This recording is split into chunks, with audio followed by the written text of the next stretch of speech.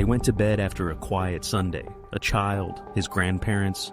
By morning, they were gone. No forced entry, no screams, no bodies. Only silence, and a trail of blood no one could explain. This isn't just a missing persons case. This is a haunting mystery that shook Canada. And the deeper you look, the darker it gets.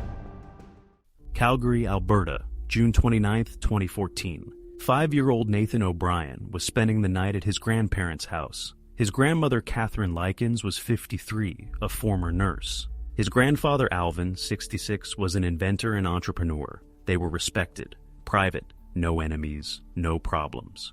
That weekend, the Likneses hosted a garage sale before moving to a new home. Dozens of people walked through their doors, chatting, browsing, asking questions. Faces, names, some familiar, some not. That evening after the sale, the house settled. Nathan stayed over, as he often did. The next morning, June 30th, Nathan's mother, Jennifer, arrived around 10 a.m. The front door was unlocked. Inside, quiet.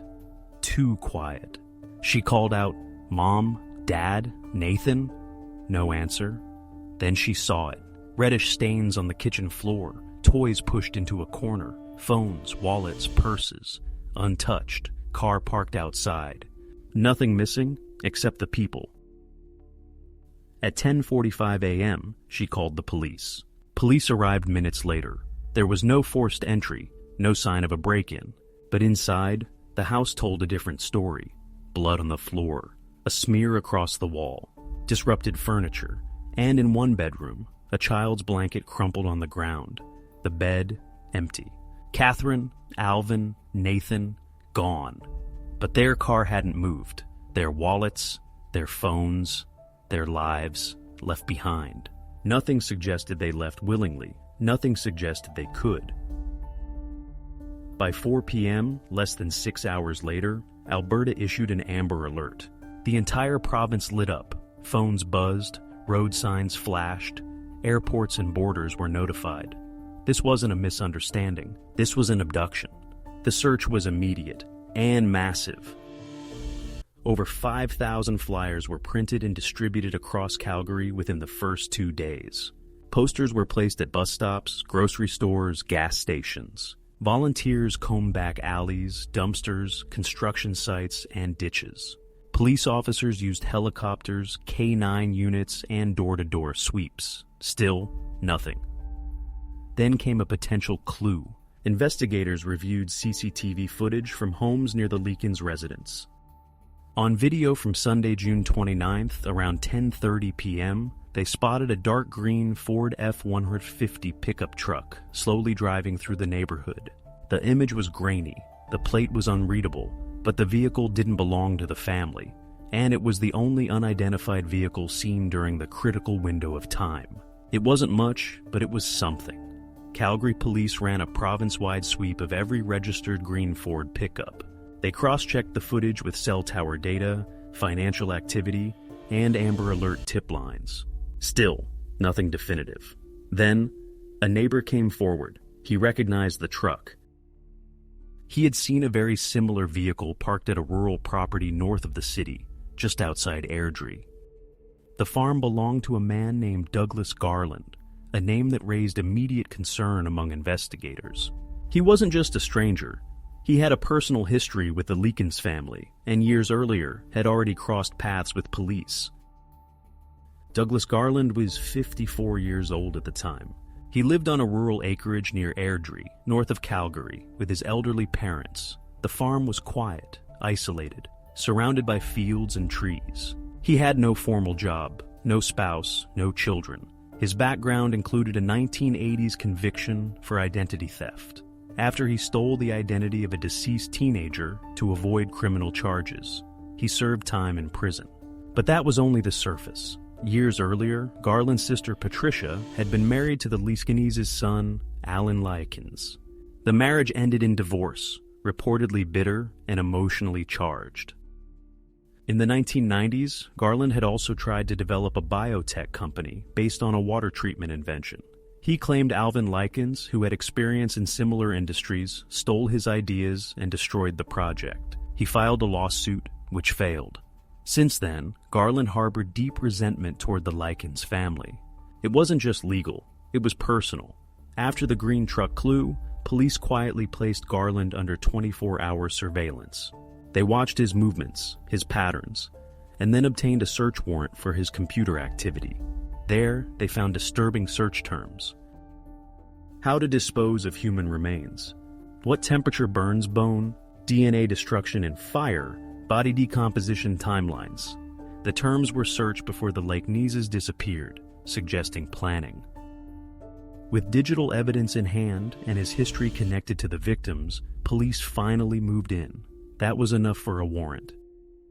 July 11, 2014. After more than a week of surveillance and digital analysis, Calgary police obtained a warrant to search the Garland family farm, a rural acreage near the town of Airdrie, about 40 kilometers north of Calgary. It was an early morning raid. Officers from the Calgary Police Service's tactical unit arrived quietly and secured the perimeter. Garland and his elderly parents were cooperative. They claimed to know nothing about the disappearance. At first glance, the house looked clean. Too clean. Down in the basement, police found a hidden room, a concealed crawlspace behind a shelf. Inside were tools, hacksaws, blades, rubber boots, and gloves. One glove contained a visible brownish stain, later confirmed to be Kathryn Liknes' blood. Outside, police noticed a freshly burned area near a fire pit. The grass around it was charred. The soil smelled of ash. Forensic teams collected debris and sifted through the remains. In the ashes, they found hundreds of tiny bone fragments, many measuring less than 1 centimeter. Among them, a single human tooth with a dental filling. DNA analysis confirmed the fragments belonged to Nathan O'Brien, as well as his grandparents, Alvin and Kathryn Liknes. Tests also revealed human blood and DNA on several tools in the basement, including a saw with mixed DNA from all 3 victims. But perhaps most chillingly, none of the bodies were ever recovered intact. The evidence suggested dismemberment and incineration, acts carried out with precision, planning, and an intent to destroy all physical traces. That same day, Douglas Garland was arrested and charged with 3 counts of kidnapping.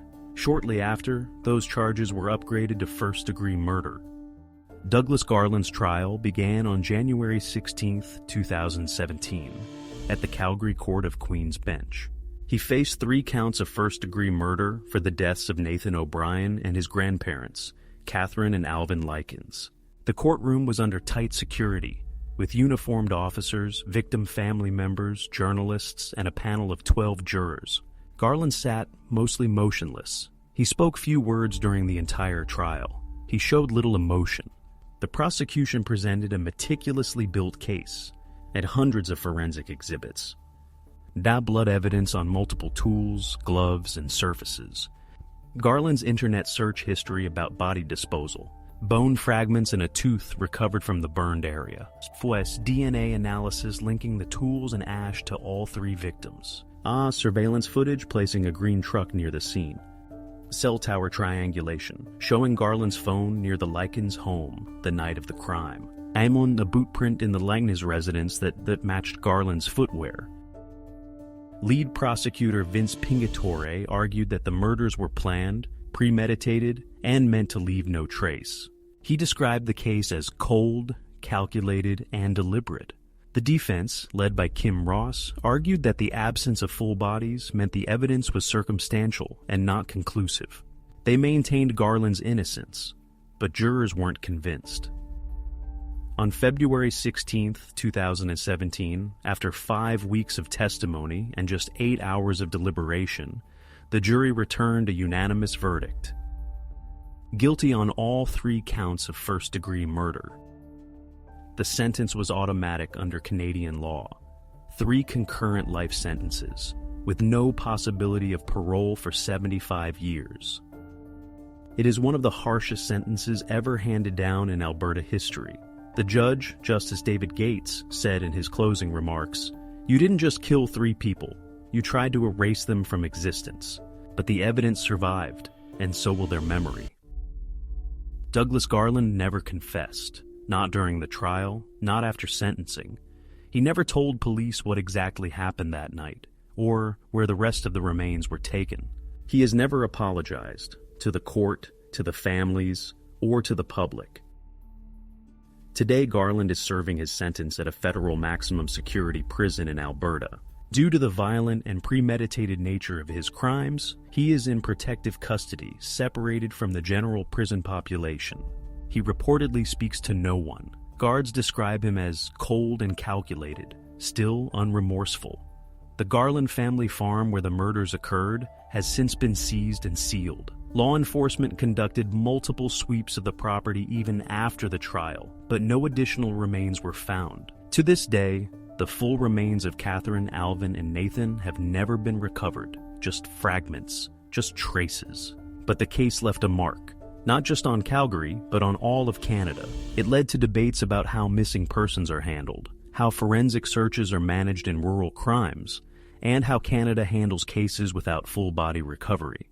And it left behind 3 names, 3 lives, 3 voices that never got to speak for themselves.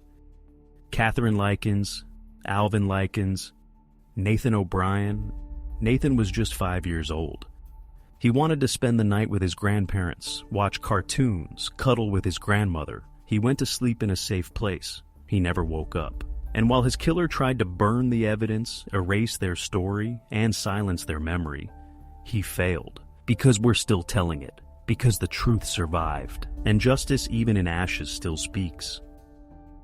If this story moved you, help us keep their memory alive. Like, comment, and subscribe for more true crime cases told with truth and respect.